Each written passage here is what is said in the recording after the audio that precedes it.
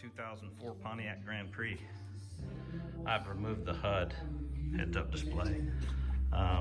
Here's the notorious spring that they always talk about. You can see that mine is just laying there. I knew the HUD was working because I could look down through the top of the windshield and see the green letters, numbers, right there. They just weren't being transferred to the windshield. So, take the top off here. We'll be back soon. Okay, I'm gonna show you where the spring clicks to the top part right there. And then it clips to that piece right there. You can see it's shredded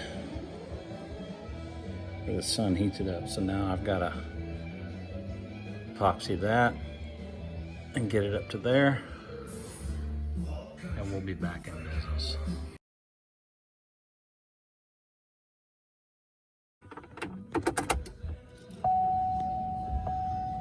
There we go. Just a few minutes after I've talked to you last. Down, up. There we go. A little brighter, a little dimmer.